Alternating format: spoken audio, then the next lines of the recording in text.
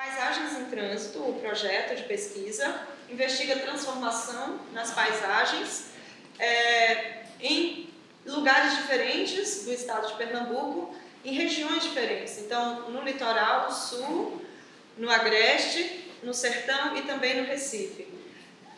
Nós escolhemos esses lugares não aleatoriamente, mas por serem lugares que passaram por transformações muito impactantes em função de megaprojetos socioeconômicos.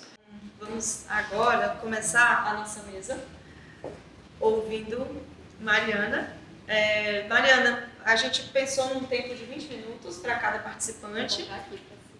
Então, vim nessa perspectiva mesmo de diálogo, de conversa, para pensar a paisagem e sua transitoriedade, né? Sim. Nome difícil, mas que denota movimento. E para mim é muito importante a gente pensar a paisagem, sabe? Você me apresentou, eu sou geógrafa, né, de formação desde o doutorado, mas eu sou do departamento de História e sou professora da pós de História. Então, eu tenho lidado com historiadores todo o tempo e estou trabalhando nessa interseção, que na verdade, né, nessa realidade entre História e Geografia, eu acho que é uma complementariedade que a gente tem aí, entre História e Geografia, para pensar principalmente a cidade. Então, minha formação vem para pensar a cidade como geógrafa e acabo me debruçando junto com os meus orientandos, meus colegas, de pensar também a história da cidade, né? Nesse sentido, ano passado, a gente criou lá na universidade o Laboratório de Estudos e Ensino sobre o Recife, como eu estava contando para a Carolina anteriormente, a partir de uma demanda espontânea mesmo dos estudantes de quererem saber sobre a cidade. Então, eu ministro a disciplina História do Recife, Geografia do Recife, Geografia de forma geral, e também trabalho com os estudantes de Pedagogia, e as estudantes principalmente, né, a maioria mulher. Então, nesse sentido, a gente sentiu a necessidade na universidade de ter um espaço para a gente poder pensar a cidade do Recife. E para poder juntar todos esses trabalhos que a gente já vem desenvolvendo na própria universidade. Mas por que, né, que eu estou falando isso? O que é que isso tem a ver com a paisagem? Porque tudo vai passar ou partir da paisagem.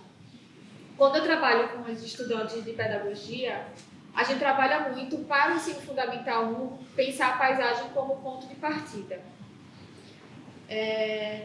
A geografia ela vai ter 5 principais categorias de análise do espaço, que a gente estuda o espaço. O próprio espaço, a paisagem, o lugar, território e região. Mas como que a gente vai pensar esse espaço? Né? Normalmente a gente tem que partir do que a gente enxerga, do que a gente percebe. Mas como a Carolina estava falando aí, nem todo mundo consegue perceber esse espaço. Isso precisa também ser ensinado. E para a gente entender na geografia a questão das paisagens, da localização, como esse mundo ele é transformado todo o tempo, de toda essa relação tempo e espaço que acontece na nossa frente, a gente parte da ideia da paisagem. Mas aí pensar, né, o que é paisagem? Essa atividade é muito interessante quando a gente pede para que os estudantes desenhem o que é paisagem. Normalmente eles vão desenhar uma casa, uma montanha e um sol, uma arvorezinha, às vezes algum bonequinho lá de palitinho, mas não representa a paisagem que a gente vê todo dia. Né? Não consegue perceber que tudo é paisagem e que a paisagem ela se transforma todo o tempo.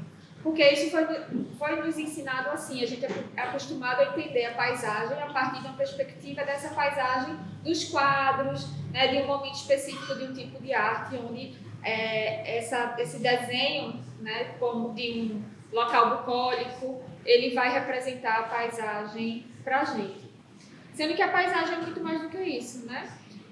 Milton Santos, uma referência para a gente na geografia, ele vai dizer que a paisagem é acúmulo de tempo.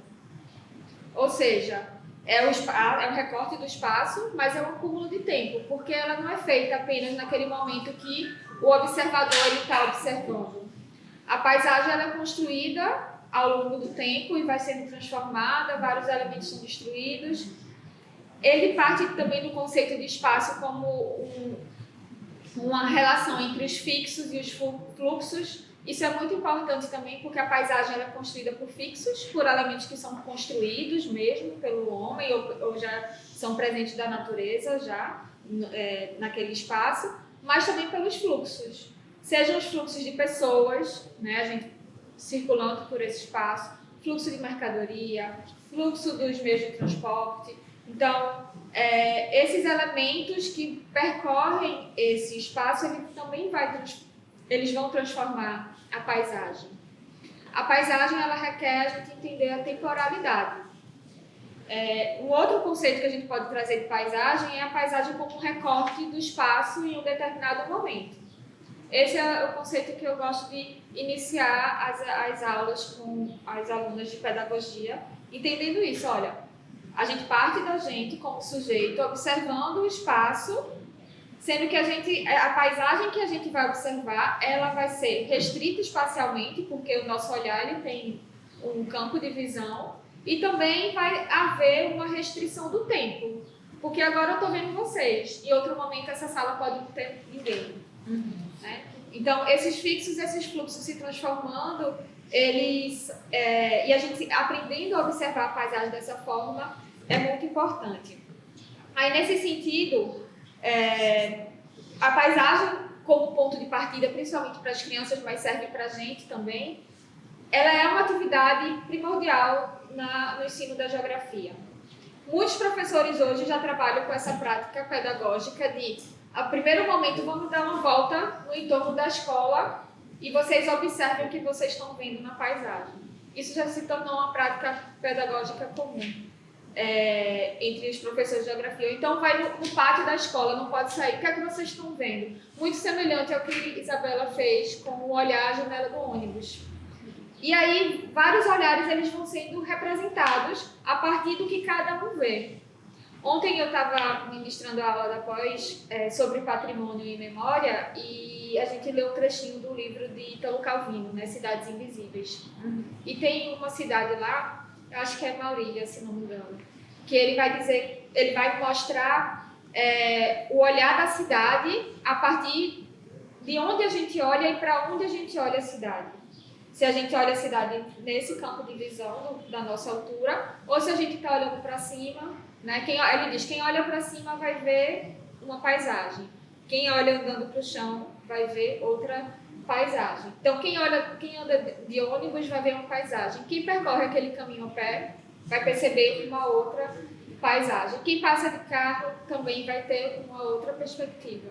E cada vez mais, com mais equipamentos, essas paisagens elas podem ser vistas de cima, né? O drone vem aí para arrasar e deixar essas paisagens belíssimas. Mas aí também é uma ilusão, porque se a gente, como turista, vai para esses lugares que se mostra de cima, quando a gente chega no olhar, né? A gente não encontra aquela paisagem. Ela não é uma paisagem humana, vamos dizer, do olhar, do nosso olhar. Ela é uma paisagem a partir de um instrumento como o drone. Mas isso é importante a gente fazer esse primeiro reconhecimento espacial a partir dessa paisagem.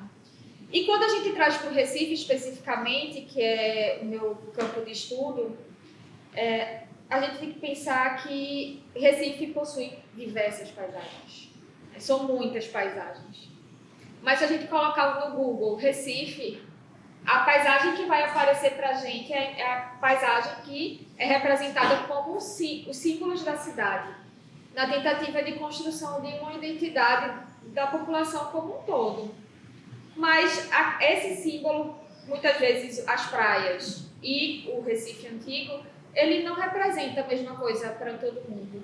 Não necessariamente ele é um lugar para essas pessoas. Aí a gente vem para outro conceito que é muito importante quando a gente trabalha paisagem, que os dois são fenomenológicos, né? Que é o lugar como sendo o espaço da vivência, o espaço da experiência.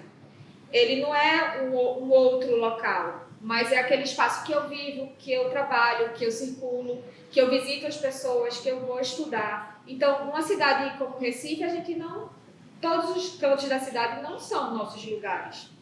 A gente não dá conta de todas as paisagens que a cidade tem. mas são muitas. Mas quando elas são representadas, a gente vai ter a representação normalmente de centros históricos, né, ou de belezas naturais, que vão estar sendo representadas para o mundo, né? Recife falando para o mundo, a partir de elementos que poderiam unir por conta de uma história, mas entendendo que existem várias histórias também. Então, são várias histórias e várias paisagens, em vários tempos. Isso também é importante, a questão simbólica do que aquela paisagem representa. Quando a gente vê ali descendo do Pina, indo para Boa Viagem, aquela ponte que vai ligar o Rio Mar, aquela ponte ela tem um símbolo, para quem vier de qualquer lugar, vai identificar ela como símbolo de progresso, mesmo que ela não tenha sentido de estar presente ali, né? Uma ponte estaiada que ali ela é mais uma ponte simbólica do que mesmo ela necessita daquele monumento em cima da ponte para segurar a ponte. Mas ela não é presente apenas em Recife, a gente vai ter em várias cidades, né? Recife, São Paulo e pelo mundo afora, cidades grandes, pequenas, como sendo um marco temporal. Ele é presente do início do século XXI. As cidades elas começaram a reproduzir esse tipo de paisagem aleatoriamente. Lógico que essas pontes já existiam de antes, mas todas as cidades comprarem esse modelo de ponte como para mostrar nessa paisagem que ela está dentro da moda, vamos dizer assim. Deixa eu só tentar provocar. A daqui ela é ridícula, porque a ponte estaiada ela é uma estrutura, ela tem uma função de segurar, e essa daqui não segura nada. Né? É só ornamento. Exatamente, é alegoria. Ela vem para representar esse tempo, né? Recife está nesse tempo, como também quando a gente estuda a história do Recife, a gente vê as transformações que aconteceram no centro, do que permanece, do que modifica, dos vários elementos que vão ser importantes para a cidade ou não, mas também para quem é importante isso. Aí é uma discussão que a gente vai muito além, né? Acho que Noé, o grande conhecedor do Recife, pode discutir bastante essas escolhas sobre quais são o que é patrimônio, que não é desses todos os patrimônios coletivos. Muitos deles eles não são vistos por todos. Mas, voltando para essa questão da paisagem, das diversas paisagens e das diversas temporalidades, existem essas atividades também para a gente poder fazer com que cada um enxergue sua paisagem. Da mesma forma que Isabela trouxe essa ideia do ônibus, a gente pode ver da nossa janela. Então, muitas vezes, a ideia de que Recife é uma cidade verticalizada, porque é o que a gente vê mais, ela permanece ou ela prevalece. Mas quando eu peço para as minhas alunas levarem a foto da janela da casa delas, quase ninguém mora em prédio, né? Então, a maioria mora em bairros horizontais, em casas, ou moram nas áreas de morro, que também não são áreas verticais. Mas essas representações dessa paisagem de Recife horizontal, ela não é tão presente. O que prevalece é a verticalidade da nossa cidade. A gente sabe que ela é muito vertical e continua cada vez mais. Isso acaba sendo um problema hoje. Inclusive, só um parênteses em relação a isso, a gente tem feito o levantamento de que com esse plano diretor agora de 2022, se não me engano, está havendo a expansão da verticalização. Locais onde não era possível ter edificações verticalizadas agora podem ter mais de 25 metros de edifícios com 25 metros. Então, a paisagem ela vai mudar e ela também tem a paisagem espontânea, mas também existem as intencionalidades na paisagem. Eu acho que isso fica para a gente debater, né? A legislação define as paisagens, as ações dos empreendimentos constrói a paisagem da nossa cidade. Quando ocorreu o Ocupa Estelita, uma das reivindicações do movimento era a manutenção da paisagem. E a paisagem está sendo transformada. A paisagem desse centro histórico do Recife, das igrejas, das torres, ela vai ser totalmente fechada. Eu me lembro que na época era o respiro, vamos tentar defender a paisagem, mas ela é a primeira que vai embora, né? Os processos eles vão acontecer. E para não me alongar tanto, para que todo mundo possa falar e também a gente possa debater, Recentemente, já fazendo a propaganda, o merchandising da nossa pesquisa, né, porque acho que é importante a gente divulgar, eu junto com a professora Edivânia Torres, a gente lançou um livro agora que chama Recife Despedaçado. Você tem? Tem, tá na bolsa ali. Ele ajuda... A nossa tentativa com esse livro foi fazer com que as pessoas possam aprender a ler a cidade. Aprender a ler para além do que as evidências da paisagem ela mostra. Porque muitas vezes a paisagem, na verdade, ela tem suas evidências, mas para a gente poder conhecer, a gente precisa conhecer um pouco da história, da lógica, dos agentes, por que isso está acontecendo. Então, a nossa discussão vai nesse sentido de que existem vetores de expansão e de valorização na cidade, que para a gente que trabalha nessa área muito óbvio, como as Torres Gêmeas, o shopping, Rio Mar, nessa área central, a transformação dos armazéns, ou na área metropolitana, a construção da Arena Pernambuco, entre tantas outras coisas que são evidentes que aquilo são elementos de expansão e de transformação da paisagem, por vários motivos, mas nem todo mundo consegue perceber. Então, é importante que a gente se atente, né, como cidadão, de perceber que aquele elemento que foi construído com intencionalidade, ele pode estar evidenciando transformações que vão acontecer. Aí, para finalizar, há 10 anos, ou não, até mais, 20 anos, foi construída, por exemplo, a ponte Joaquim Cardoso, né? Ali ligando, acho que a Ilha do Leite, naquela parte ali, com os coelhos, né? Com os coelhos. Isso, com os coelhos. E é uma ponte que até hoje não tem muita circulação de pessoas. Então,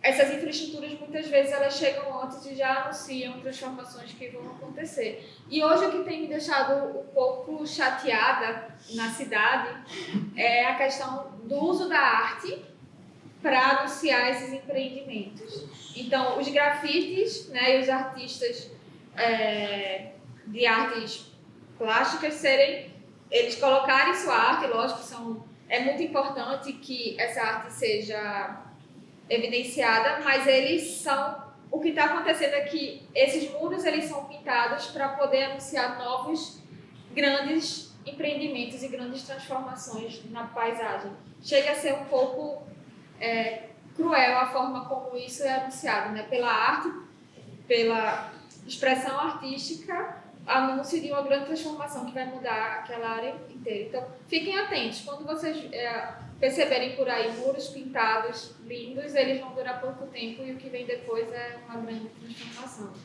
dessa paisagem. Mas a gente pode conversar depois. Como eu disse, eu trouxe para dialogar, né? Não é nada tão científico, mas para a gente poder ler. Eu acho que o mais importante disso tudo é que a gente possa aprender a ler a paisagem. Né? É um grande trunfo como cidadão, não apenas como acadêmico. Eu agradeço. Muito obrigada, Mariana. Para nós é muito importante a sua fala e, claro, o começo dela, né, no qual você trouxe o entendimento do conceito de paisagem e de lugar também, porque para nós, enquanto pesquisadoras, paisagem era o mote da nossa investigação. E aí, quando a gente foi para a pesquisa de campo, a gente se deparou com o desafio de entender o nosso conceito de paisagem, de forma que a gente ousa, e eu acho que é importante ousar na pesquisa, mas que a gente se dá a liberdade de fazer isso, por se tratar de um projeto de pesquisa incentivado pela Cultura e que ele permite o diálogo com as artes, o diálogo com a geografia, o diálogo com os urbanistas, né, e com o debate também que se tem sobre paisagem nesses campos do conhecimento e, enfim, da exploração criativa. E aí, assim, há um entendimento bastante amplo, eu até digo que fluido em relação à paisagem, certo? Porque quando chegamos lá no Agreste, e depois a gente vai ouvir Valderiza falando E aí fomos conversar sobre as transformações na paisagem, as pessoas que costuram e passam o dia em casa, certo?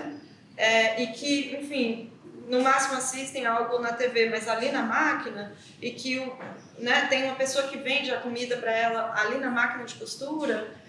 Quais são essas transformações na paisagem a partir da observação delas? Não é? Então a gente passou a entender que lá é uma paisagem interna, assim, interna, não interna na pessoa, mas interna mesmo nos ambientes de interior, enfim, ambientes internos. E aí, em cada um dos territórios, a gente foi entendendo, né, a paisagem a partir de uma perspectiva diferente, sabe? Assim, por exemplo, lá as transformações na paisagem no litoral do sul, a gente identifica que diante da pesquisa que fizemos, certo? E aí, claro, é uma pesquisa com muitos limites, né, recortes, mas mais do que recortes, limites mesmo. Uma pesquisa na qual as nossas fontes são as pessoas. E aí a gente tem, né, a frase da Agnès Varda, que eu falei ontem, falo hoje aqui novamente, que é o mote para nosso projeto, que é a frase: se abríssemos as pessoas, encontraríamos paisagens.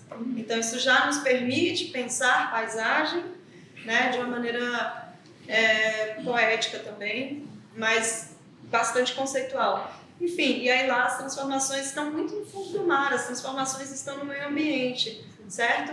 Então são, né, diversos olhares ou perspectivas, melhor dizer. A figura dele, enquanto o Cronos é velho, barba branca, o Queiroz é jovem, e agora ele tem uma coisa que eu achei genial. Ele só tem cabelo na frente, para você pegar, porque se ele passar, você não pega mais. Eu achei genial isso. E aí, depois, pensando nesses dois tempos, eu pensei que a gente, hoje em dia, a partir da Revolução Industrial, basicamente, da era do capital, né, que a paisagem tem para dinheiro, né? Que aí apareceu essa coisa, além de Cronos e Queiroz, que apareceu a pressa, né, que eu acho que é mais para trabalhar com o demônio do que com Deus. Né? Então você tem, se por um lado você tem aquele texto da Estrada do Canindé, né, que o cristão tem, para ver, para olhar, o cristão tem que andar a pé. Né?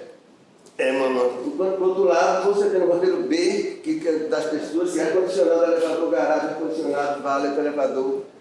A pessoa não tem uma outra relação, né, assim, com o tempo e com o que lhe circunda. Né?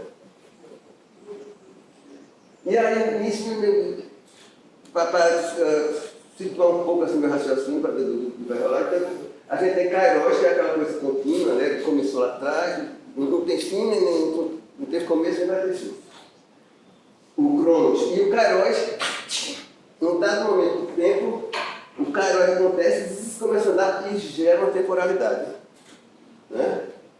E aí, no sentido contrário, vem a memória. E aí, viajando nisso, a gente tem a própria coisa, trans, também já tem essa ideia de movimento, né? Transitoriedade, transição, transformação. Né? Sempre isso, né? E esse processo, esse trans, né? Ele gera oportunidades da história acontecer, dele seguir. E nesses parênteses, nesses intervalos que ele cria, né, gera oportunidades ou permanências. Algumas coisas ficam para registrar aquilo. Né? Que é exatamente quem é que reflete isso? A paisagem e a sociedade. Né? As duas juntas num sistema do alimento e outro. Bom, aí pensando um pouco nisso, eu fui dedicado com esse mapa, e eu fiquei chapado. Senão, só. A Península Ibérica, em 1814, ela era toda moura. Né?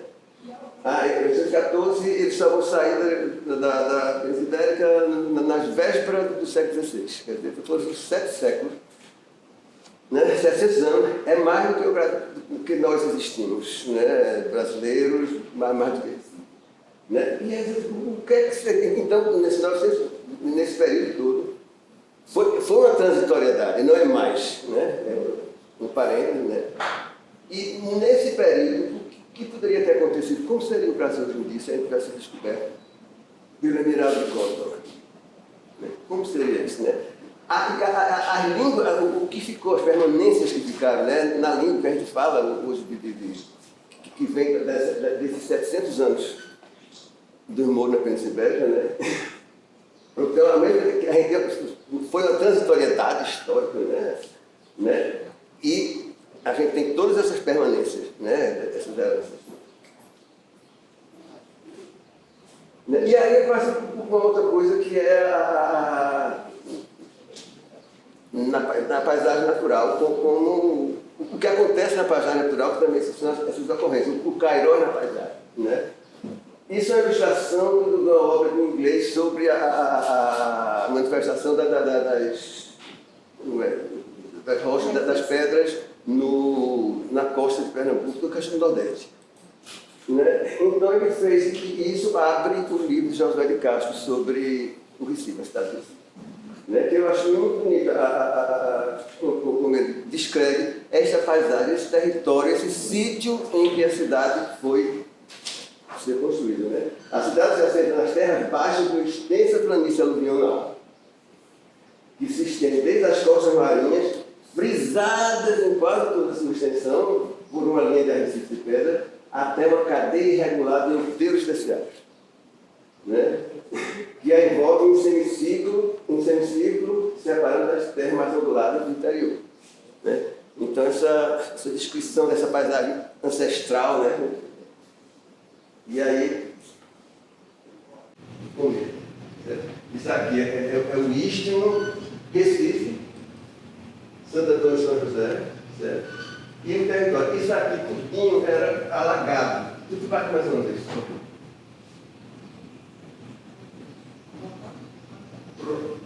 Não, esse não, passa para frente. Mais um. Agora. Não. Aí. Certo? Então, isso era tudo água. A Bahia do Cerrado. E de um jeito tal, isso aqui é um dique. Sabe o que é isso aqui? É um imperial.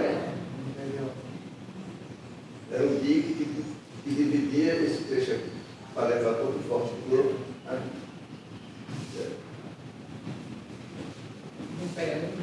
Então, a Bahia Empilhada, como ela começa a ser, nestes intervalos, né, os cairóis, como ela começa a ser modificada. Pode ir para outro. Bom, os outeiros especiais. Então, o que era a povoação dos morros do Recife, e pode passar. E hoje, os mesmos morros, a ocupação do território. Ali em cima a gente tem um pouco do que seria essa paisagem do Pernambuco. Ele é um mar. E lá para lá. É terceira porque é terceira, quarta, assim. Não, é terciário por conta dos movimentos geológicos. Terciário, Jurássico. Faz formação.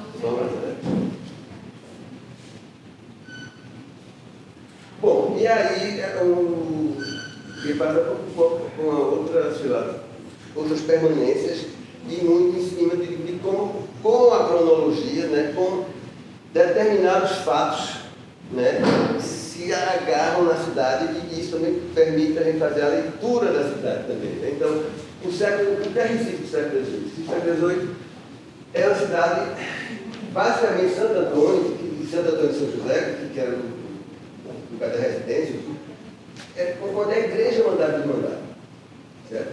E a igreja era espaço de sociedade. Então, por que a gente tem os pátios? Isso aqui são pátios de igrejas, onde a vida social acontecia. Eu acho que o Gilberto Freire é inclusive o cemitério, né? Inclusive cemitérios. Né? E aí já tem uma série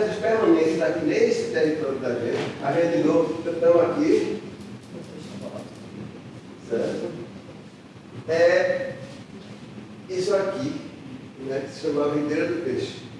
Isso é o mercado de São José hoje em dia. A gente tem uma espacialidade que, desde que ela existe, ela é isso, certo? E outra coisa que eu acho muito interessante aqui é o dentro do carro aqui, e os padres já aterrando aqui para ampliar seu território, certo? Sim, e aí uma coisa importante é como, neste período, dessas datas de 18, as torres das igrejas são um elemento importante da paisagem, um elemento de orientação, né? E como também as torres, os sinos também dava um pouco era rádio da cidade, dava anunciava, dava notícias tudo. Certo? Isso aqui, não é a torre, chama-se Cruz da Praia. Porque a paisagem que se via daqui era o mar, o horizonte, era um barco chegando. Né? A Ribeira do Peixe, o mercado São José, você pegava lá, pode vir na praia. Lá vem a jangada do seu fulano, você espera aqui. Era isso, atrás do mercado São José, aqui. Certo? Essa relação que tinha com o mar. No começo do século XIX, vem o primeiro, porque aqui era praia mesmo, era barco. No começo do século XIX, a gente tem. No século XIX, porque essa daí. Né? Então é mais a urbanização chegando para Recife. Né?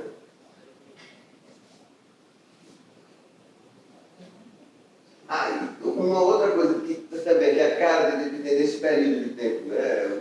A Revolução Industrial, o século XIX, é que a gente tem essa série de equipamentos para chegar. Né? 3 estações de trem, certo? Teatro, cemitério, um centro de comércio e lazer, lá no Derby, no fim do século XIX. Ou seja, a paisagem da cidade, por conta desse cairós, Revolução Industrial, né? A paisagem da cidade vai se modificando.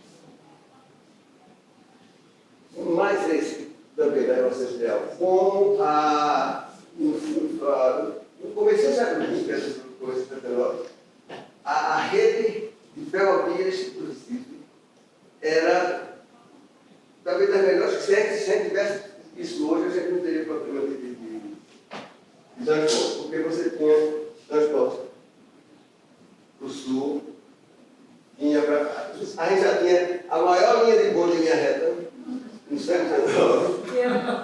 Essa daí é a Caxangá. Mas é a Caxangá. É a Essa Caxangá. era a maior linha de bonde em linha reta do mundo. Mas hoje é a Caxangá.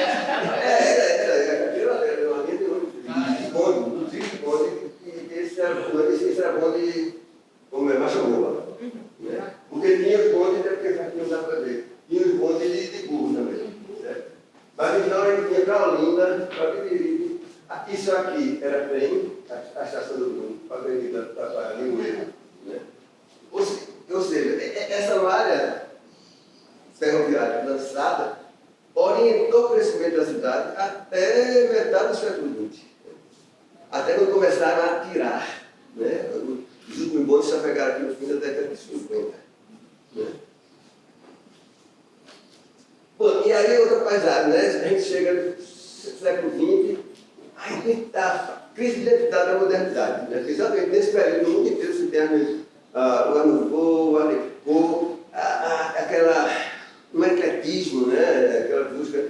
Era como eu falei. Então é engraçado que entre esses prédios a gente tem uma diferença assim, de no máximo 25 anos. Né? A gente tem no Palácio da Justiça, neoclássico, né? Numa época onde essas colunas não eram mais necessárias, tinha os professores da faculdade que diziam que se era de noite, essas colunas saíam para passear e iam para o Recife. Porque esse pão ele tem uma fibra aqui que sustenta com a caixa. Eu não tenho isso. Essas são ornatos. Mas são ornatos. É ornato, não tem papel. É feito a ponta. Certo? A gente tem aqui a Sociedade de Medicina, foi a Faculdade de Medicina, como é que é chamado em estilo neocolonial, né? Evocando isso em 1905, evocando o colonial, saudade de Portugal, essa Queiroz. Né? Um pouquinho tempo depois, a gente tem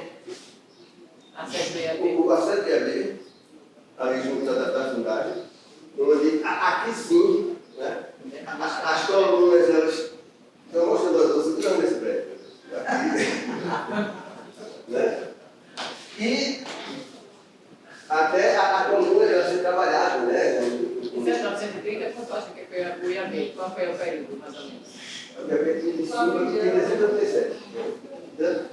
30 e 40. Então, de novo, passeando a leitura, né? À medida que a gente anda na cidade, a gente pode ler essas temporalidades, essa tridimensionalidade no percorrer a cidade. É o legal, né? Bom, isso aí é um pouco de falar um pouco rapidamente assim, do que foi exatamente a experiência de trabalhar no bairro Recife. O bairro Recife, até os anos 80, ele era um pouco disso tudo. Você pediu alguém para fala do bairro, porque lembra do bairro Recife. Decadência, segregação, ruína, perigo, mistério, história, possível, a zona, as putas, viado, marinheiro, cafetina, pica, radiola de ficha, facada, arro branco, certo? Chichão da vida, Terra Baixa, né? O bairro Recife era isso, né? E aí, numa ação de recuperação, né, conservação do patrimônio através da reabilitação urbana, a primeira ação importante assim, foi o anel viário. Porque antigamente a Federico Moca passa aqui. Isso aqui era do Porto do Avião. Então houve uma negociação para que houvesse que esse fluxo fosse recuperado. Certo? Porque até então, aí, toda a circulação da cidade era pela caminhão. As pessoas não entravam dentro vou ver as pessoas crescer. A gente está aí em anos 90. 95, né? E aí, em paralelo com essa ação de transporte, de levar o fluxo da cidade para dentro daquele território, as pessoas começaram a se apropriar de novo do território. E a gente, isso era a estratégia dos territórios. Né? Então, duas ações assim, que chamaram a atenção naquele momento para transformar no furo da cidade, onde os prédios eram todos assim. De algum só. Esse aqui é o Barro Sofrido. Não tinha nem pé. Né? Então ele começou a pintar, dando chamando a atenção da estrutura, né? Esse ecletismo é todo de noite, aí então vamos fazer todo de noite, jogar umas coisas para chamar a atenção da composição arquitetônica dos prédios, neutralmente, base, corpo, coronamento, isso tudo. E foi muito engraçado isso, porque as pessoas não percebiam essa paisagem. Teve um prédio que está sendo pintado, do Banco Itaú. Ele era um ator do Itaú, era laranja e azul, né? Trabalhou com laranja e azul. E um dia eu estava vendo, estava começando a pintar, e eu estava vendo, e aí passou o cara. E olhou para cima e disse, bicho, esse prédio estava aí ontem. Foi muito engraçado, né, nesse período que as pessoas iam ao bairro para ver como é que estava, descobrindo esses edifícios. Né? E a Rua Jesus foi a primeira que foi trabalhada, né, exatamente para facilitar esses prédios. A prefeitura do Rio já abriu outros prédios para mostrar para a indústria da construção civil, a nossa que só trabalha com prédio, derruba tudo com os prédios. Mas a gente não tem uma prática, um know-how de intervir no construir. É tábua rasa, né? Porque agora parece, espero que esteja revertendo um pouco isso, subindo o mercado imobiliário da indústria construtiva. Uma das coisas legais para a gente, porque a gente terminando a rua, essas árvores estavam cheias de cupim. E aí, a gente chamou o pessoal da Enub que cuida, né? Essa árvore aqui, que a gente vai fazer isso. Não dá nada, cheio de cupim, então deve plantar outra, isso meu amigo. Como é que... Não, ela vai morrer, sabe? Eu vou morrer assim. vai morrer. Né? Aí o que pode fazer? Ele disse, não, a gente pode, aí tem a solução. Aí tem, passa um veneno, depois bota para fogo, bota tijolo, empareda ela. Isso foi em 94. Então aí até hoje. O poder do Marco Zero. Pois é. E não deixaram sombra, né? Não. Ainda tem mais detalhe, eles são lá no sol, né, no projeto. E aí outra coisa legal que a gente conseguiu com isso foi que eles estavam caindo. Não, ela vai cair, eu disse, não, a gente sustenta. Bota isso aí e estão lá até hoje. Né? 20 e tantos anos depois, né? Já.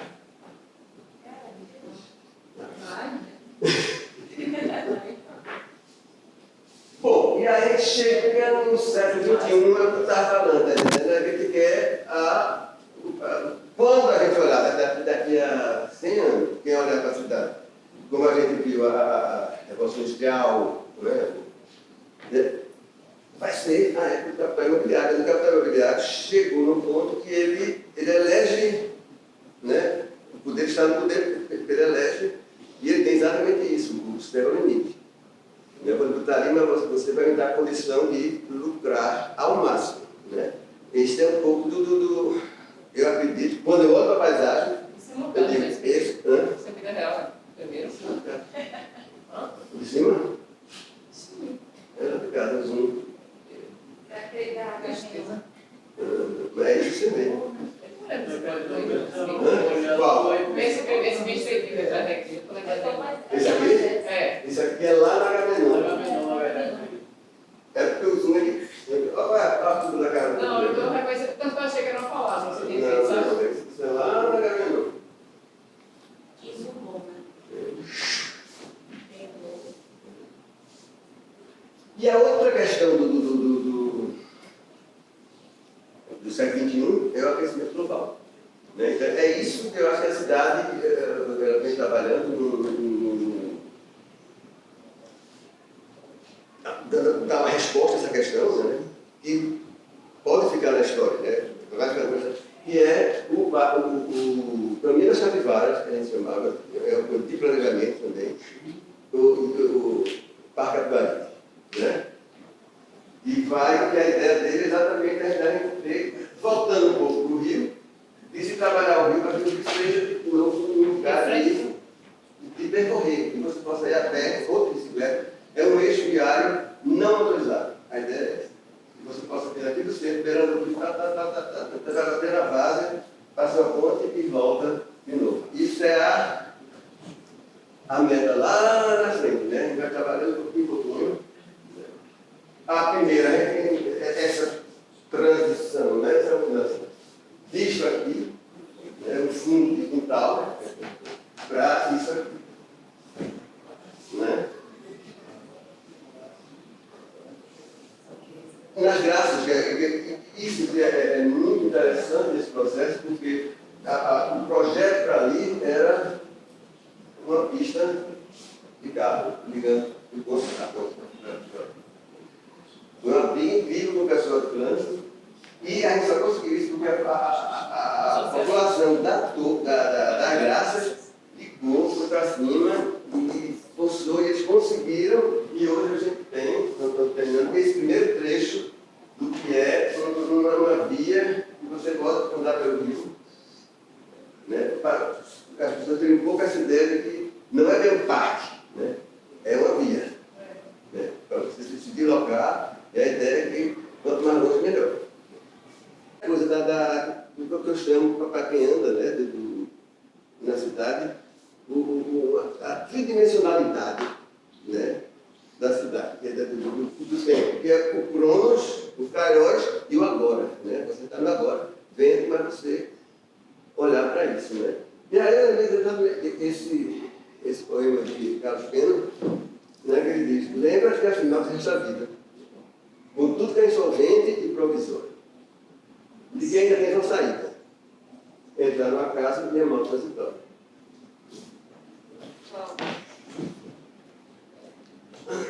É isso? Pronto.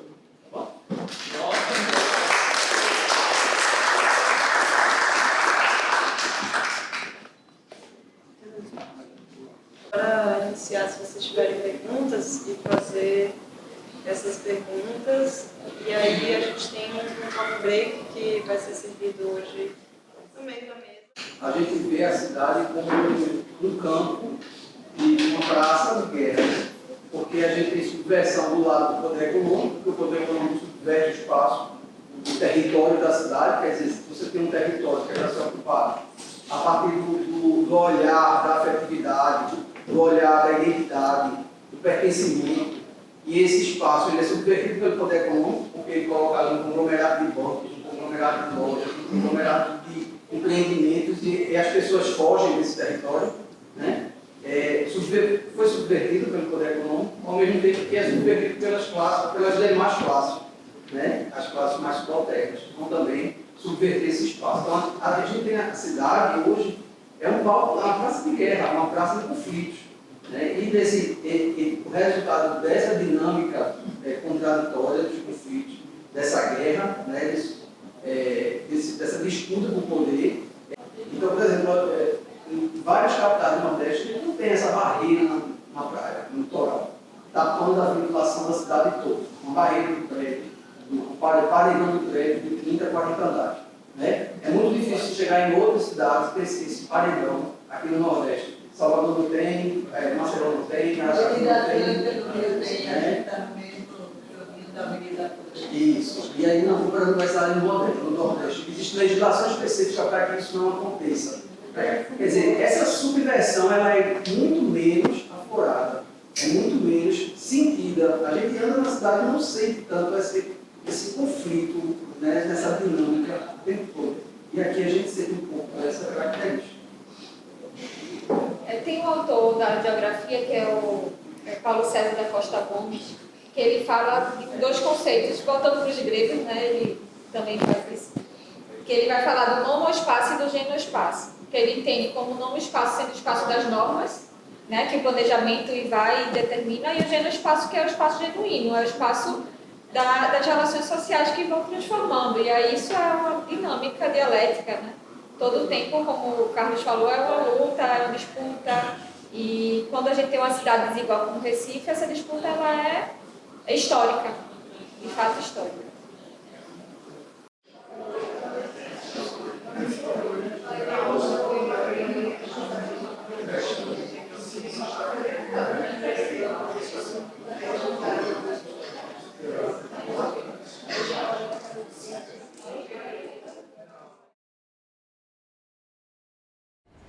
Então, agora eu gostaria muito que Toritama nos falasse, ou que a paisagem de lá fosse nos chegando através da fala de Valderiza, desde que ela era pequena e costurava. E da mesma forma que a vida dela foi em constante movimento, se transformando, a paisagem de lá também, não é? E aí peço que ela fale sobre Toritama, porque a nossa pesquisa Paisagens em Trânsito viajou para o Agreste, visitou Caruaru, visitou Santa Cruz, visitou Toritama, e hoje ela fala de Toritama. Mas são cidades que são conjugadas, são cidades que estão irmanadas em laços de parentesco, que ela vai falar um pouco pra gente na perspectiva dela sobre isso. Boa tarde a todos. Eu diria que Toritama, Santa Cruz e Caruaru, elas são primas. Né? Santa Cruz ela é uma cidade mais vinculada um pouco mais de criatividade, assim, por trabalhar com diversos tipos de tecidos, inclusive malhas, bordados, linhas, cores, botões. Já Toritama é aquela prima aguerrida, sabe? Que não está muito vinculada com a criatividade, mas está altamente vinculada com o poder de querer fazer.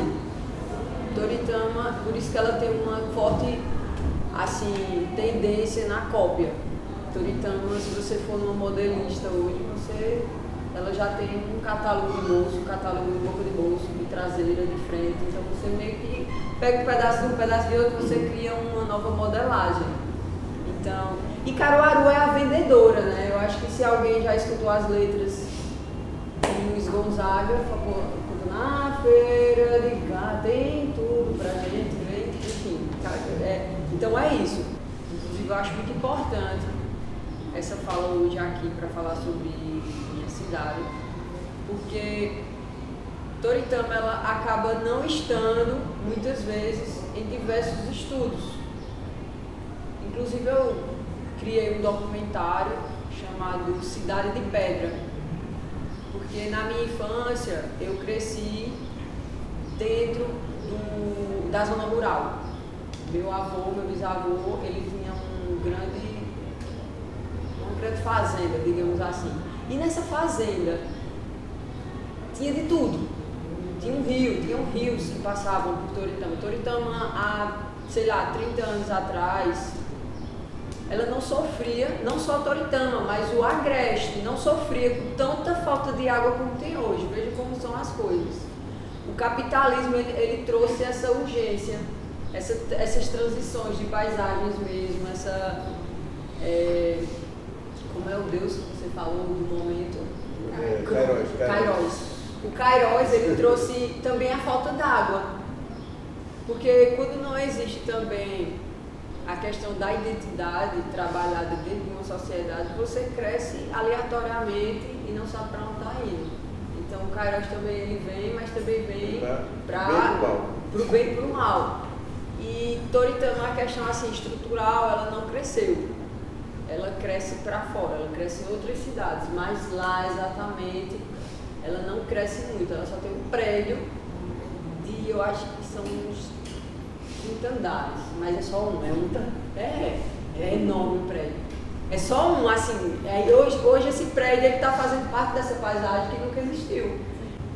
As identidades, a gente sabe que muitas vezes elas coabitam nos monumentos, sabe? O correio era ali, o banco era ali. E nos últimos 8 anos, o atual prefeito, ele vem assim, devastando, eu diria, assim, as paisagens da cidade. Por exemplo, a feira de Toritama não existe mais. Ele criou um complexo, onde, por exemplo, o tamanho de um banco, hoje em dia é a metade desse banco. E assim, as feiras, elas diminuíram a questão das vendas mesmo, elas diminuíram, acho que mais de 60%, do que vendia antigamente. Então, o dia de domingo ou dia de quinta, dependendo de quando é a feira, você passava antigamente na BR, você via aquele monte, aquela paisagem cheia de barraca e várias lonas de várias cores, aquilo chama a atenção para parar, vamos ver uma blusa e tal. Hoje em dia você passa, você nem percebe que está passando feira, que tem feira. Então eu acho que isso também impacta na questão das vendas. E é uma mudança de paisagem que eu acho que afeta, no caso, a economia da cidade. O mercado público, que era um antigo mercado de farinha, que é da cidade, ele fechou e alugou um galpão de um empresário que hoje em dia todo mundo paga aluguel. Então, Toritama sofre dessa questão de identidade, assim, hoje em dia. Você falou que se diz que não tem identidade, mas ainda há pouco você disse que se chamava cidade de pedra. Sim, e eu vou chegar nesse ponto. Toritama também, ela tem uma zona rural belíssima. E como eu falei, há 20, 30 anos atrás, tínhamos muitos rios nessas zonas rurais. Inclusive, vinha o Rio Capibaribe, né? Inclusive, porque eu já tomei banho no Capibaribe muito pequeno, né? 3 anos.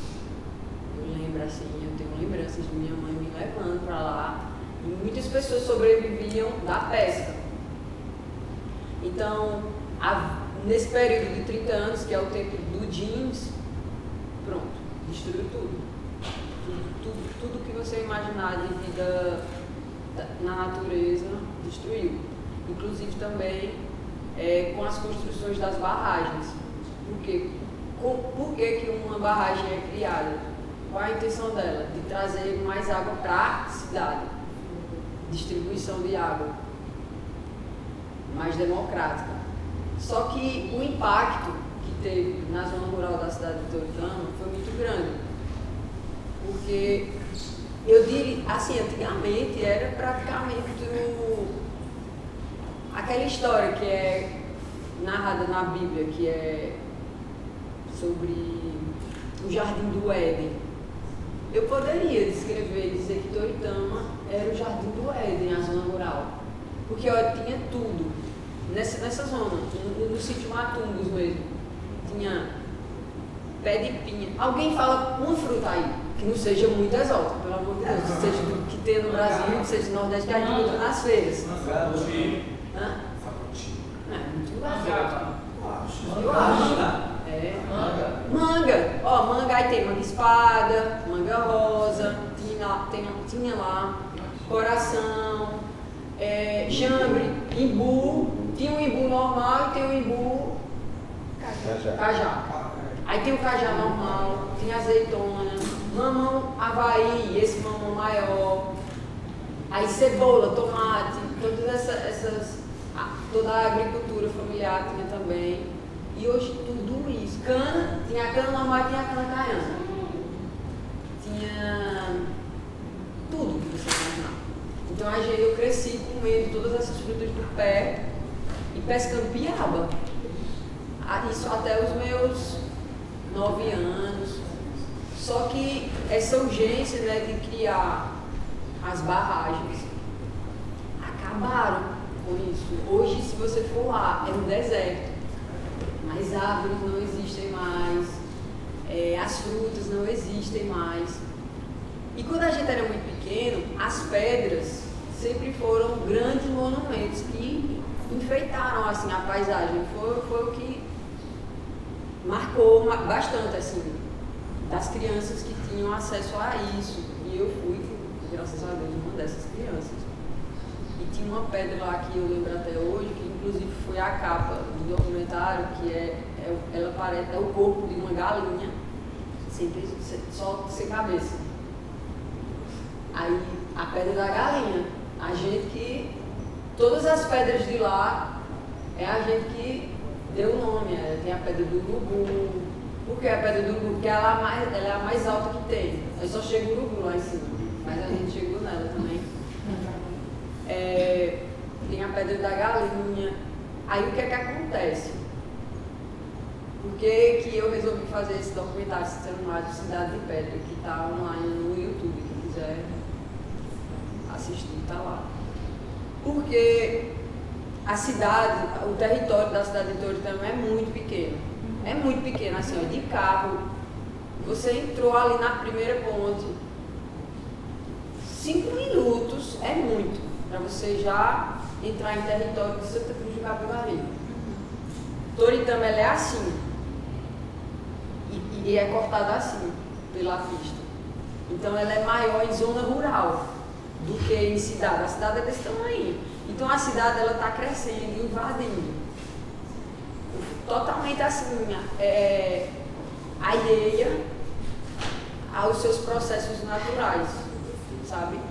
A essas pedras. Inclusive, nós temos hoje um grande sítio arqueológico que ainda não é tombado. E esse documentário ele surgiu para falar sobre esses sítios arqueológicos e também fazer uma crítica ao poder público que fecha os olhos para a questão assim, do conhecimento da própria sociedade sobre a importância dessas pinturas. Quando você passa perto, assim, ó, coisa de 300 metros, assim, 400 metros de distância das pinturas rupestres, já estou quebrando as pedras. Já está uma destruição lá. Então, depois que eu fiz esse documentário, inclusive saiu uma matéria aqui no Diário de Pernambuco, na época do lançamento, a universidade meio que abriu os olhos assim, já está fazendo indo lá, né, fotografando, já para ver se tomba o local. Mas assim, é um perigo, por quê? Porque é uma cidade que já não tem essa questão assim da identidade própria. O Tori também ele não sabe, porque ele sabe que é dinheiro. Ele não tem acesso assim à educação, como temos aqui em Recife, ou em Caruaru. Mas em Santa Cruz também eu acho que é uma coisa parecida. Bem mais. Caruaru já é mais aberto, mas Santa Cruz e Toritama são cidades bem parecidas. E Santa Cruz é mais antiga, né? Assim, não, eu acho que a feira em Santa Cruz é mais antiga e lá em Ponto Bola de Confecções é mais antigo do que Santa Cruz, do que Toritama. Sim, Santa Cruz é bem mais. Bem mais. Bem mais, é. Toritama, ela vem da observação. Ela é muito uma cidade da observação, assim. Como é que a gente vai crescer? Sabe, o que a gente vai produzir para sobreviver? Toritama nasce disso. Toritama fazia com os carros que passavam na BR, que na época não era BR, era uma pista mesmo, para Santa Cruz. Toritama começou a oferecer balaio, redes, e ficava ali na feira. E eu lembro de ir com minha avó ficar na beira da pista. Porque minha avó fazia uns shortinhos, umas coisas, a gente já ficava lá, botava tipo um plástico no chão. E a feira de Toritama nasceu assim, colocando um plástico no chão, botando as peças. Isso aí também já é uma mudança. Aí depois o prefeito, na época era galego, ele mandou produzir bancos de madeira. Aí começou essa feira que já existia em Santa Cruz, que é com lona, que tem aqui no Mercado São José também. E o jeans? Então, aí já vem uma questão. Nos anos 60, Toritama começou anos 60, 70, Toritama começou a entrar em outro negócio, que foi o calçado. Muita gente viajava para São Paulo, comprar calçado lá, para trazer para revender. Só que foi ganhando grana, vamos comprar as máquinas. Então começaram a produzir o próprio calçado. Toritama era muito forte. Tipo assim, quer fazer, faz. Não tem esse negócio não. De como é que a gente vai fazer, eles fazem. E dos anos 80 para os anos 90, esse mercado começou a entrar em baixa. Só que sobraram máquinas enormes. Máquinas que só costuravam tecidos assim, imagina, couro. Então vocês já imaginam o tipo de máquina. Não vai botar um tecidinho assim? Não vai costurar. Então começou a ideia de reaproveitamento. O que é que a gente pode fazer com essas máquinas? A gente não pode simplesmente pegar essas máquinas e jogar fora. Foi aí que entrou a questão do jeans. Jeans, o tecido pesado, duro. Eu não sei se vocês já tocaram um pedaço de jeans antes de lavar. Bruto é uma sarja. Eu tenho experiência. Você pega nele, mas se você fizer assim, ó. Só isso aqui. Sai azul já aqui. Pra você ver o tanto de tinta que o bicho solta. Aí começaram os reaproveitamentos dessa máquina para costurar o jeans. Então o jeans foi uma mão lavar a outra. Não foi uma matéria-prima escolhida a dedo. Foi tipo, a gente precisa trabalhar com esse tecido porque a gente não tem condição de comprar máquina. Então a gente vai utilizar esse tecido. Então o jeans no início ele foi sendo usado e vendido sem lavar, porque a gente não tinha lavanderia. Nessa época os rios eram limpos, as pessoas sobreviviam dos rios, as pessoas das zonas rurais sobreviviam também da pesca. Inclusive, se for na zona rural hoje, muitos velhinhos eles trazem essa narrativa de que a vida não é tão boa quanto antes. E o jeans ele foi avassalador, assim, tanto para a área econômica quanto para a área ambiental, negativamente falando. Hoje o Rio Capibaribe é assim, altamente poluído, principalmente naquela parte entre ali em Toritama. Já vem de Santa Cruz, né? Já vem de Santa Cruz sendo poluído, muito assim. É um sistema também muito autoritário. Por quê? Porque o ouro azul é como ele é conhecido. Porque é uma palavra que traz grande proveito, que faz com que a cidade seja conhecida internacionalmente, como também é uma palavra que traz uma grande negatividade para a cidade. Por quê? Porque a própria sociedade de Toritama, ela não liga para o que acontece no Rio, não existe uma consciência. Porque a consciência de lá é a costureira trabalhar a semana e pegar seus 200, 300 reais, né, assim, no final de semana. É interessante, você está pegando, primeiro Deus está fotografando aquele filme de Marcelo, guardando para quando o carnaval chegar. Que ele mostra exatamente isso. A vida é para terminar isso aqui, fazer tantos votos, não sei o que, eu vou ganhar tanto. É impressionante essa muito relação, impactante né? ir lá e visitar e conhecer, assim, eu digo enquanto pesquisadora. Como, sei lá, o espírito do lugar, né? Muito forte. Esse dinheiro para dinheiro, daí não tem ambiente, não tem lugar, não tem nada. É muito maluco essa relação com a produção da luz. Eu fico pensando em que gastam dinheiro, então. Não tem Do carnaval. O carnaval chegando. Estou me guardando para quando o carnaval chegar. Até aquele filme que mostra. Ele mostra um pouco disso, né? Mas é mais ou menos, na verdade, eu posso falar mais de Santa Cruz, mas eu sei que tem uma relação muito mais imediata com o gasto, porque a entrada, ela é constante. Então, assim, não se avalia, nossa, isso está muito caro. Eu tenho dinheiro, eu compro, entendeu? E ao mesmo tempo eu posso vender isso amanhã, porque depois eu vou comprar de novo. E várias frases, assim, que eu e a Isabela anotamos, só passeando pela feira, pelo galpão. A gente foi no domingo em Toritama, e aí estava tendo feira, e a gente estava naquele Rua do Jeans, né? Aquele lá que eu te mostrei a foto. E é isso, assim, a gente, nossa, não sei o que, né? Acho que eu vou guardar dinheiro. Não tinha muito essa, sabe, assim, não fazia muito sentido guardar dinheiro. Não, gasta. Dinheiro é para gastar, tempo é para trabalhar.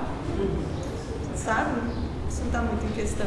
Inclusive esse documentário, quando ele foi lançado, do Marcelo Gomes na cidade, ele foi assim, altamente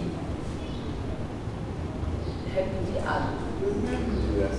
Inclusive mudou a percepção das pessoas em relação a qualquer tipo de imagem que foi feita após, que possa ser feita também. Por quê? Porque eu sou comunicadora e sempre estive nessa coisa da imagem, tive um programa lá também, chamado Cultura Viva, no rádio mesmo lá. E as pessoas nunca tiveram muita frescura assim, tipo, eu chegava e eu queria conversar contigo e tal, hoje pode vir, era assim, era bem aberto, por isso que Marcelo Gomes teve uma abertura para falar com as pessoas. Mas depois do documentário, você chega lá, puxa, é difícil demais. É para fazer igual aquele documentário, falar mal da minha cidade? Quero não. Você chega lá, é assim agora, ou seja, o documentário deu um impacto negativo. Por quê? Você olhar de fora Toritama, não conhece o que acontece em Toritama. As pessoas em Toritama não veem o sistema de trabalhos dele como realmente é. Escravização, né? Poxa, tudo que eu tenho é meu trabalho. Tudo que eu tenho é meu trabalho. Alienação de consciência mesmo sobre o trabalho profissional, né? As pessoas não têm essa... Eu acho que sim, mas eu também acho que tem outras nuances, assim, bom, aí eu não quero nem colocar esse debate aqui, mas acho que tem outras nuances subjetivas, assim, que a gente pode fazer essas leituras, mas para essas pessoas faz sentido, né? Entende? Entende? Elas se sentirem donas, né, A cidade do não é trabalho. importante, né? É a vida particular. Isso, ou seja, entra prefeito, sai prefeito, pode modificar a paisagem, pode destruir, pode fazer o que for. Ninguém vai mover um dedo, ninguém vai fazer nada. Então tem que ser forças externas, assim, ó, que tem que chegar em parar o prefeito, tem que parar uma decisão de um empresário que está em conluio com o prefeito para fazer tal coisa. Então as coisas são demandadas de forma autoritária. E assim, eu acho que está nascendo uma nova geração assim, de jovens mais críticas. Isso é que coisa engraçada, Mas essa contradição da reação da cidade. O filho Marcelo mostra a realidade da cidade, uma comunidade, da sociedade que vive para a acumulação. Mas não é a perspectiva na qual ela se identifica. Não, exatamente, mas a gente olhando aqui, a gente vive esta sociedade, né, o meio ambiente acabou-se, a própria. O afeto, vamos dizer assim, com a cidade, né? Isso é secundário, né? O importante é o trabalho e o dinheiro e você o poder de compra, né? Porque você tem, você pá. Então, eu acho que não mostra isso, tá entendendo? Agora, nasci nessa feita e me respeito, né? Então, quando você vê de outro jeito, né? É uma mão invisível. É engraçado essa contradição. Teve Move, assim. Marcelo Gomes, ele foi para lá, porque a gente tem um cinema, que é o cinema do Seu Aurélia. Cinema de rua. Isso, há mais de 50 anos. E ele foi fazer o lançamento do filme lá. Eu lembro que saiu uma empresária assim, na hora que terminou o filme, ela olhou e disse: Valderisa, isso vai acabar com o comércio de Toritama. Muito bonito, mas esse filme vai destruir o comércio de Toritama. Saiu tipo, super pavoroso, assim, com medo de acontecer, que isso não é a revolta. Com licença, a ideia de progresso é exatamente isso, é uma coisa muito clichê, não é de hoje, é histórico, na verdade. A nossa ideia de progresso sempre foi essa, sabe? É a partir da destruição, da descaracterização. É complicado. É como uma revolução industrial. Mais tardia, só que com características próprias, viu? Assim, é muito impactante, porque é uma característica que é uma suposição, assim, de uma colega que tem vínculo familiar lá com o Toritama e disse: olha, assim, pessoas que trabalhavam na lavoura, né? E aí trabalhavam na lavoura e depois essa lógica ela ficou internalizada, sabe? Uma lógica, quando a gente fala assim, é um trabalho escravizante, é uma lógica internalizada, só que com um outro elemento de que você é seu próprio senhor, entende? Então tem esse elemento, né, que é assim o mais difícil de todos, de questionar, né, e de colocar em xeque também. E outra questão, assim, eu não sei como está hoje, né, exatamente, mas na minha época, dos meus 19, 20 anos, eu conversava com, assim, amigas minhas e elas diziam assim: o que é que eu vou fazer na faculdade? Elas diziam: esse povo, assim, porque Toritama vive numa bolha, viu? É como se o planeta Terra fosse lá, o mundo não presta não, é eles que prestam, é eles que são tudo, porque eles têm money. O que se você disser assim, eu vou no shopping, eu tô lisa, acontece, né? Você não tem grana, lá em Toritama não tem isso. Toda semana eles têm dinheiro, eles têm como se programar para viver a vida deles, para fazer a unha, para ir pro shopping comprar roupa. O costureiro de Toritama compra roupa toda semana. É engraçado quando você fala que a indústria do vinho, ela sugou da agricultura de produção. Porque nem que a liquidez, né? É mais rápido, né? Exatamente. Vai plantar para esperar. Exatamente, essa noção de temporalidade, voltando para Cronos e. Né?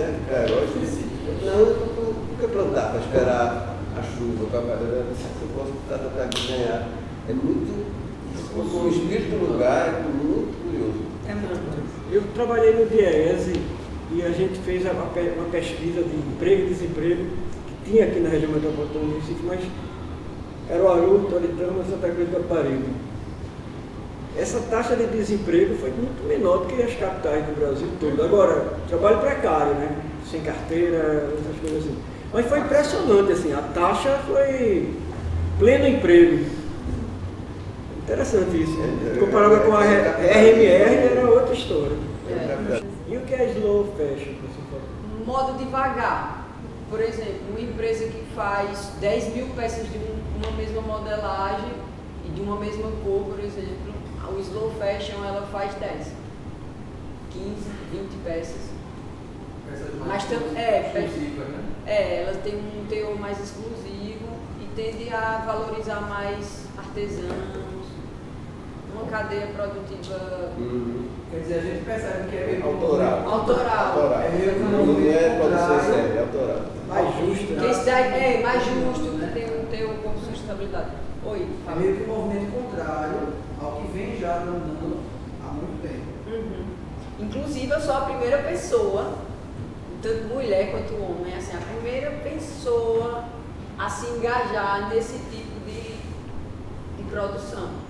Hoje, a VP, a minha marca, ela é a primeira. O que quer dizer VP? Valdaniza Pereira. Conta aí, porque ela é estilista e vou dar uma spoiler de amanhã, né, que a gente vai ter um desfile da marca dela aqui no nosso encerramento. Então, a gente tentou com esse seminário aproximar alguns elementos que compõem a nossa pesquisa nesse panorama, né, bastante amplo. E aí, essa questão das confecções e dessa produção, enfim, de roupas e tal, passa Assim, muito por lá. A tua forma, quando você diz, fala ouro, azul, aí a gente eu me reportei para ouro branco, né? A época do algodão. Sim. Então, assim, a escravização, ela só muda, né, de figura, né? Ela só é bem interessante. Eu ia fazer um comentário nessa questão, e aí voltando à questão da identidade novamente, de como as identidades, e eu acho que você foi muito feliz quando eu falo em crise de identidade, e a gente observando essas situações em algumas cidades, de que as identidades elas são forjadas, elas passam por um processo de crise, mas elas se forjam em outras roupagens, como ela mesmo falou, em outras formas, né? Porque assim, quando a gente fala de confecção, Pernambuco, a gente já se remete àquela percepção de Caruaru, Toritama e Santa Cruz do Caparibe. Então, isso é uma forma de identidade muito forte aqui no Estado, né? De pertencimento, mesmo que um pertencimento perverso.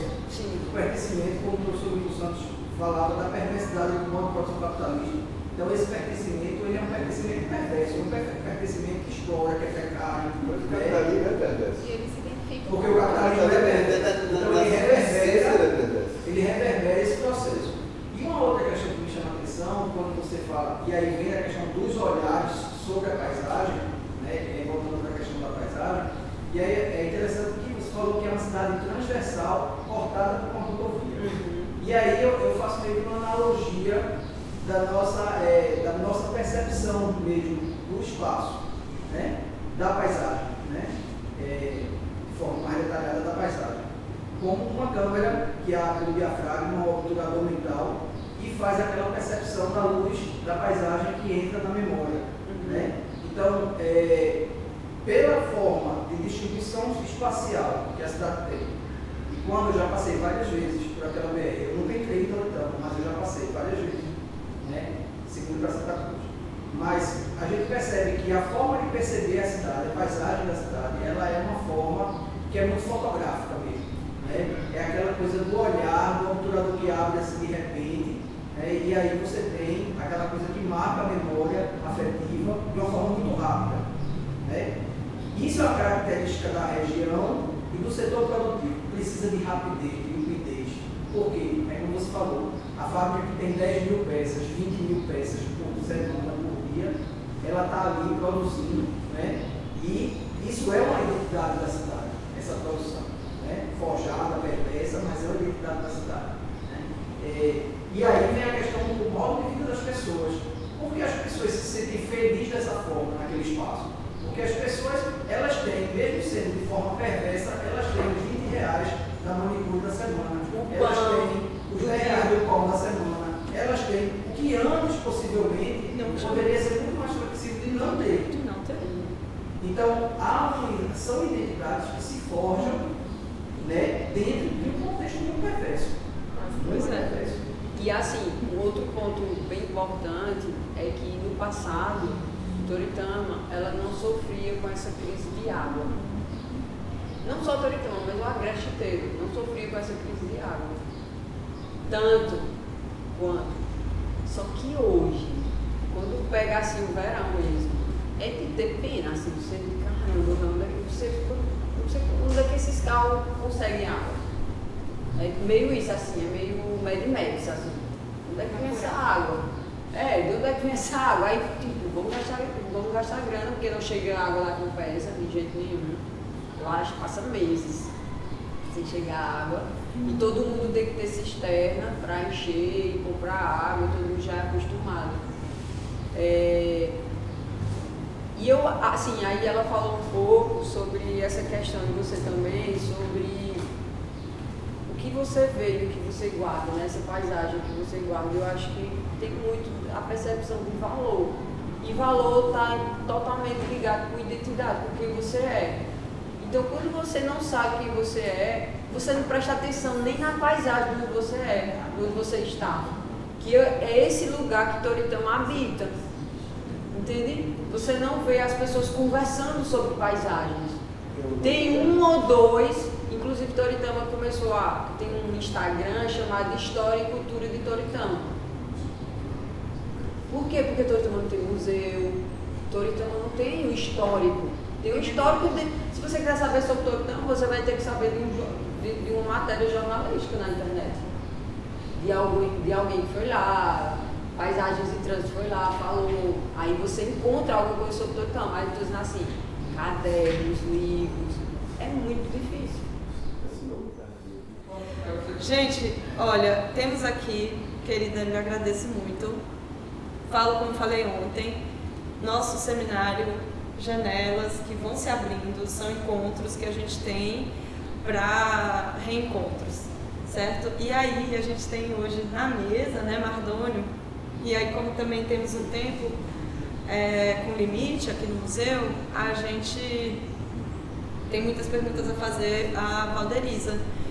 E Valderiza é uma comunicadora, além de estilista, ela tem uma série de projetos culturais e é uma pessoa também assim muito acessível. Então, vocês podem se comunicar com ela e podem também conversar com ela, enfim, acho que muitas trocas podem ser feitas dessa forma. Da mesma forma que com Mariana Zerboni, através do RecLab, com Noé, enfim, trabalha, ainda está no Pelópidas, né? Não, eu sou do Parque Caparibe. Está no Parque, nesse novo? Uhum. Bom, estamos por lá, então. E aí, vamos ouvir um pouco Mardônio agora, que preparou muita coisa para falar com a gente, né? E aí trouxe mapas, mas eu acho que a gente pode falar sem as imagens, eu acho que a gente pode falar com as imagens que você vai formular a partir da sua memória, na sua fala.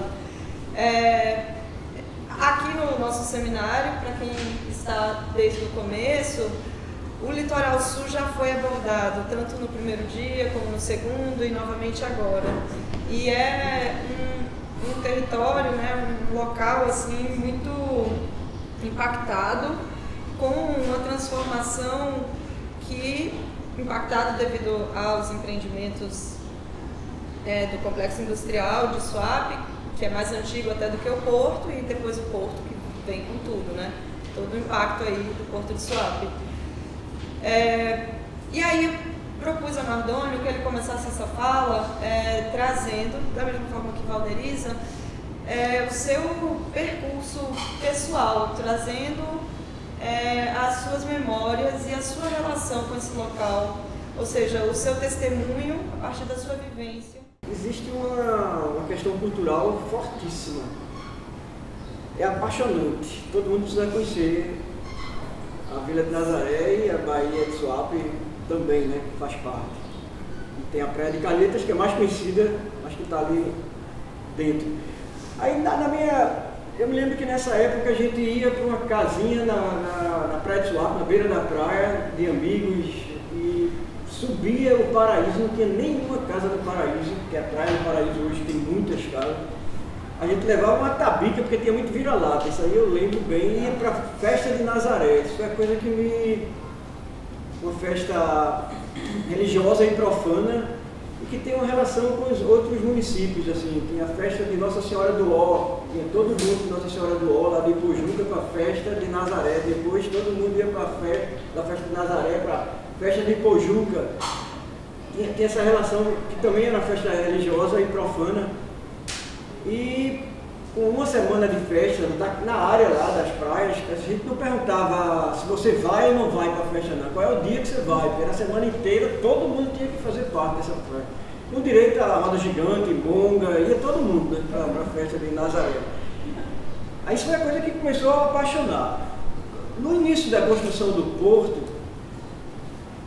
assim, como o porto faz parte desse complexo todo, mas tinha uma coisa um pouco mais afastada, a gente ia percebendo aos poucos as coisas que iam acontecendo, né? O crescimento do porto, a gente ia vendo aos poucos. Aí veio o hotel, certo? Depois de um tempo veio o hotel no Pontal de Suape, na parte mais bonita de Suape, que dava de frente para as ilhas de Itapuã, Cocaia.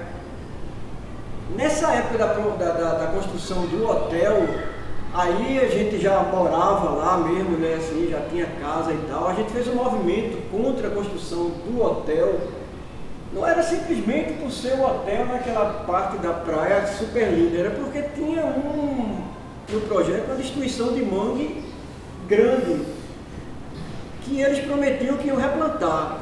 E inclusive contratava as pessoas nativas, pescadores, para botar um produto químico no mangue. A gente fez passeatas, né? Pedro participou comigo nessa época, Ministério Público, audiência pública e tal, a imprensa, tinha um jornalista que morava lá. Conseguimos um movimento fortíssimo contra, e o hotel segurava, não, a gente vai replantar. Até hoje não replantou. Né?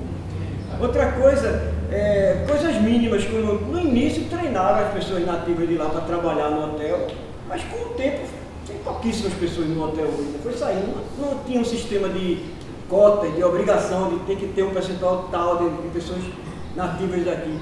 Além do mais, eles também não se preocupam até hoje com a preservação. Eu estava conversando hoje, tinha uma relíquia de um forte na frente do hotel e que eles deixaram, né, com as transformações das dragas do porto, foi se acabando. Hoje você vê as pedras, pouca coisa. Além do mais, o hotel nem explora a Vila de Nazaré. Pessoas do hotel até hoje vão para Porto de Galinhas. Quer dizer, agora eu me lembro que a gente tem um amigo lá, Maguinho, que chegou para uma pessoa nativa e disse: pô, tu trabalhava aqui pescando e tal, não sei o que lá, e agora tu está trabalhando para o hotel, uma mão de obra que vai durar pouco tempo, depois que tiver tudo construído, vão te dispensar. Ele, Maguinho, eu não tinha dentro, agora eu tenho plano de saúde, tenho dentista. É uma briga bem difícil, né, para a gente conviver com as pessoas que estavam achando que aquilo ali era o progresso, era o máximo.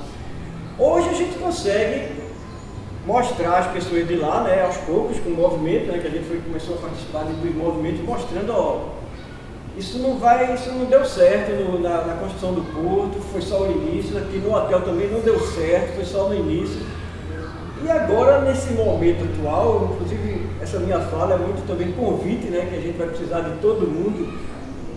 Existe um projeto fortíssimo na área que é da Transnordestina, que nós não somos contra a Transnordestina, é um progresso, é um transporte menos poluente, mas dentro desse projeto nós temos a nossa bela ilha de Cocaia, que é uma das poucas coisas que restam lá, certo? Linda de morrer, que eles querem dividir no meio, né? Já federalizaram metade da ilha para fazer uma estação de minérios para os trilhos, que significa dizer que vai acabar com tudo, inclusive aqui no Recife também, porque a gente viu experiências do porto de Tubarão, no Espírito Santo, que tem um terminal de minérios, que o mar virou, a pessoa bota a mão assim embaixo e a mão vem preta, escura assim, a areia da praia de baixo é essa.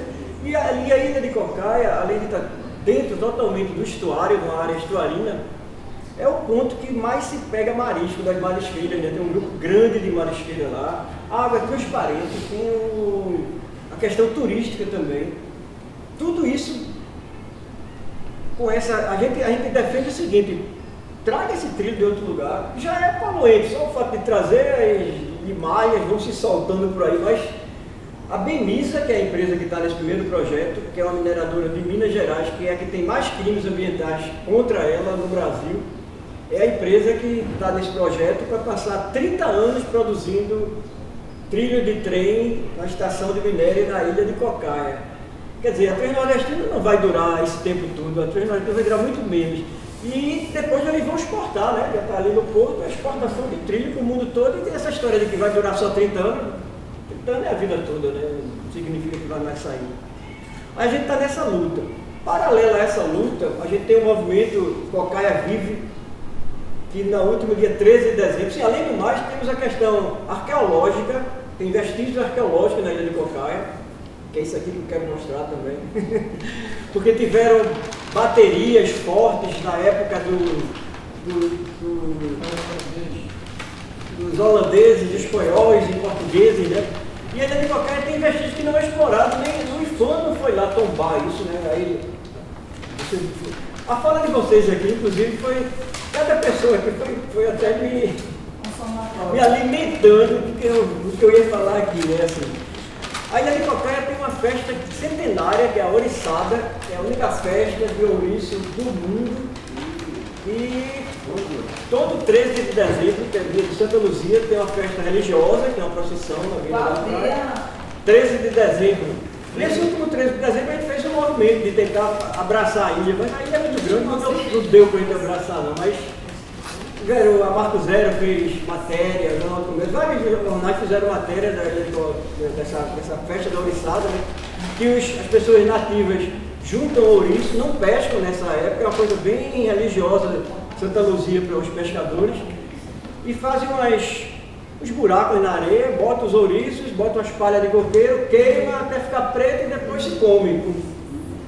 O puro, é afrodisíaco inclusive, porque tem...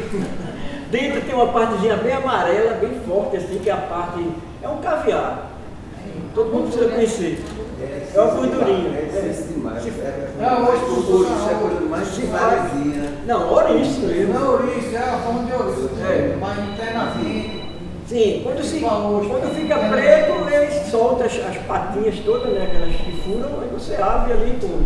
Bem, esse é o movimento que a gente tem. E paralelo a isso, a gente tem também a questão do Parque Metropolitano Armando de Holanda Cavalcante, né, na Vila de Nazaré.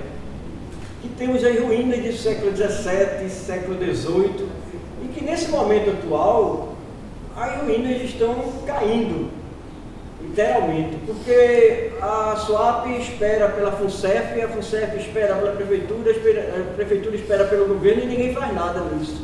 E agora estão com um projeto de concessão do uso do Parque Metropolitano Armando de Holanda Cavalcante. E a gente está nessa luta. A gente tem uma alternativa, uma contrapartida que a gente vem defendendo e vem estudando há 2 anos, que é um geoparque, que trabalha com turismo de base local, de base comunitária. Já tivemos 3 consultores, temos projetos já da Unesco para a gente se candidatar a geoparque, e de repente a SUAP deixou de falar no geoparque, que apareceu esse projeto que é da natureza urbana, já tem projetos internacionais inclusive, que é um projeto bem futurista. Vai ficar bem bonito, né? Mas também tem a construção de chalés e hotel dentro de madeira, mas dentro do parque, que é tombado, né? Tem o tombamento da Fundarp e tem uma parte que é tombamento do próprio IFAM. Dia 30 agora, né, quarta-feira, tem uma audiência pública na Câmara dos Vereadores do Cabo, que fomos nós que puxamos, né, a comunidade, e a gente também precisa de vocês. São 2 lutas, inclusive a luta de Cocaia. Se Cocaia acontecer, essa parte turística aqui também não vai adiantar nada, porque até Muro Alto vai ser poluído por essas malhas dessa produção de seres. Aí são 2 lutas, mas a luta de Cocaia está antes de tudo, né? Os políticos atualmente estão todos a favor da Transnordestina e ninguém fala na questão de Cocaia, né? A gente está puxando com os deputados, que a gente tem aproximação, né? Porque todo mundo é a favor, a gente também não vai ser contra a Transnordestina. Agora, Vamos salvar, salve Cocaia, né? Tatuoca já foi, né? Tatuoca já foi, Tatuoca também tinha essa promessa, se fizeram 2 estaleiros lá, né? O Atlântico Sul e a Promar. As pessoas que moravam lá fizeram 1000 promessas, a gente tem uma vila nova Tatuoca, que telhado de amianto, não tem nenhuma árvore, e as pessoas que viviam lá na ilha, que viviam de frutas, da pesca, do marisco, do turismo, vieram para dentro de Suape, né, da praia de Suape, não é nem próximo da praia mesmo, da água da praia, mas é dentro de Suape, praia, né? E é isso que a gente está defendendo. Isso aqui, ó, na época dos holandeses e portugueses, a gente tem aqui, ó, é porque está todo em holandês, inclusive pessoas que conhecem o holandês já diz que é um holandês bem antigo.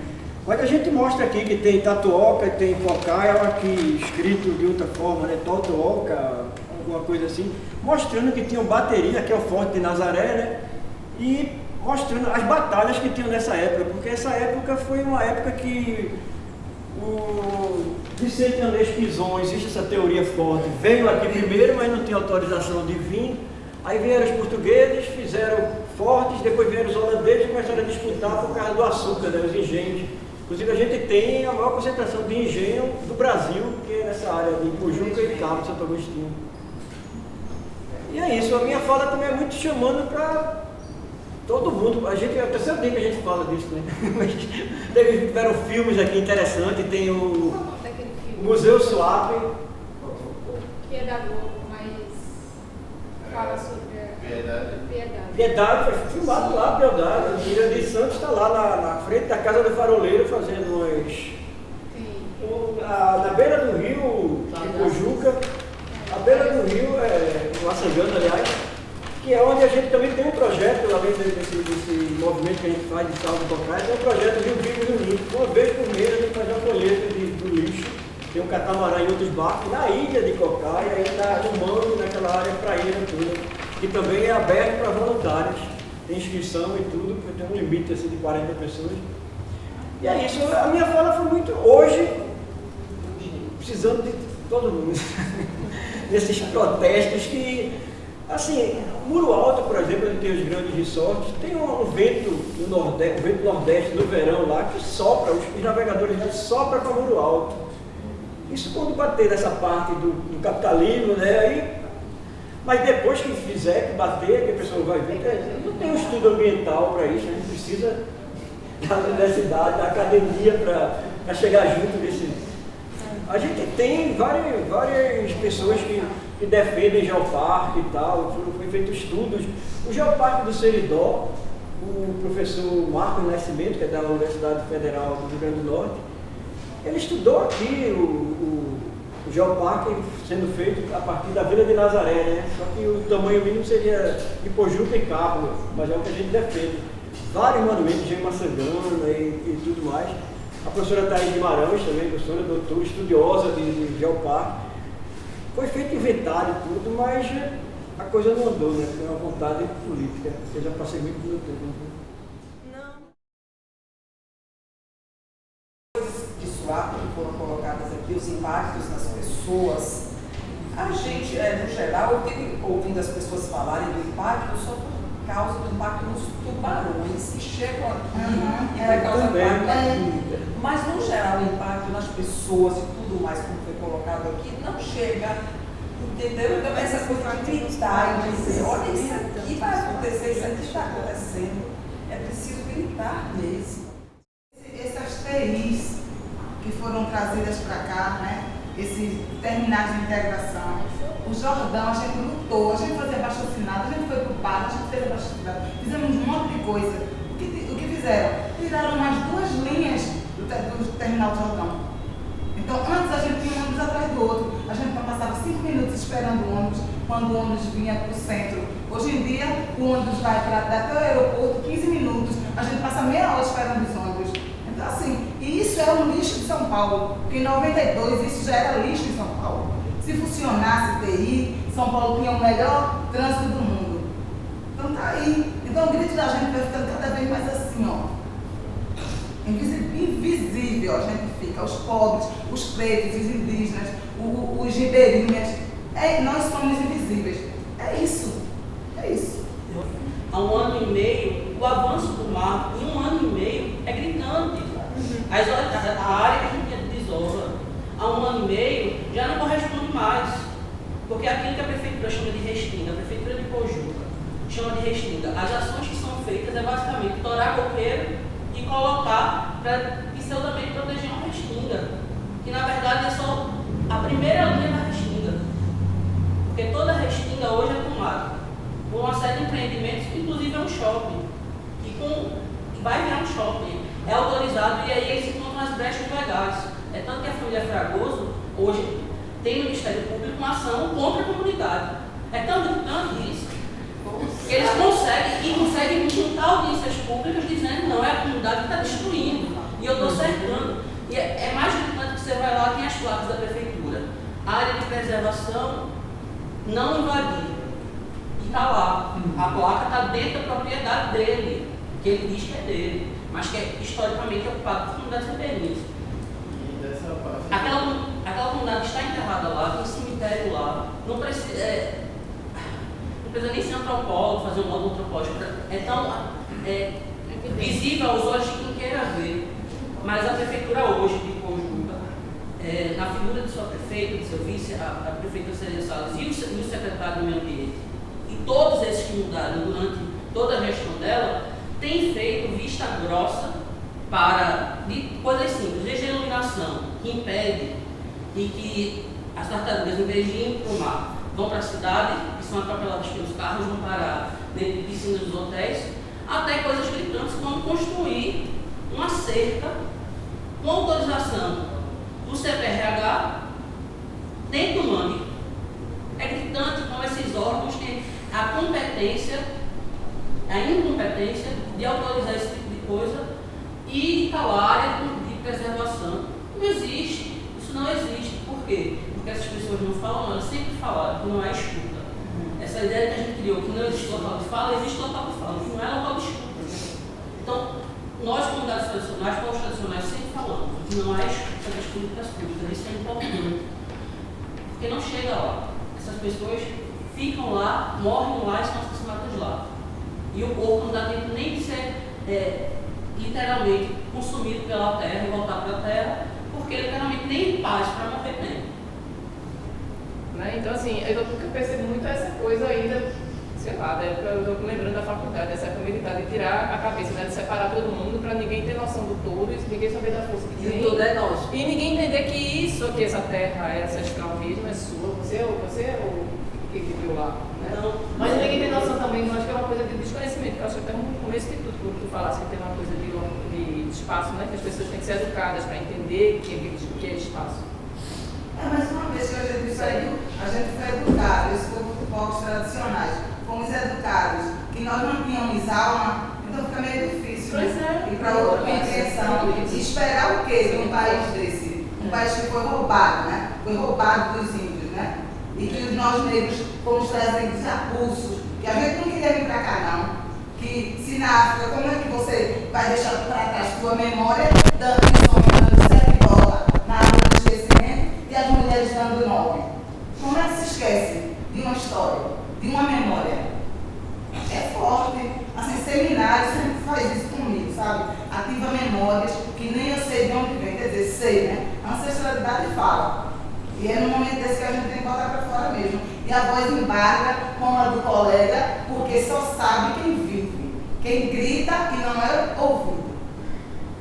E assim, o conselho que eu, para lembrar novamente para ele, no caso, é realmente fazer um projeto milagroso, assim, para mostrar detalhe por detalhe, para ir atrás desses donos de hotéis que vão ser impactados, para mostrar a eles, fazer reunião mesmo.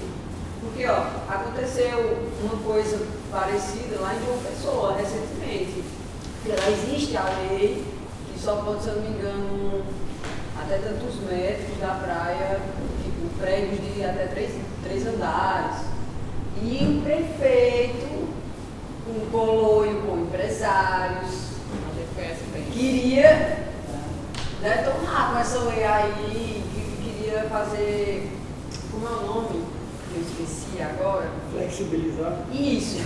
Só que quando isso caiu na boca do povo, do pessoense lá, todo mundo, todos os setores, começaram a responder, não, já estava tudo certo, tinha até construtora, para fazer a engorda das praias, não sei o que, hoje.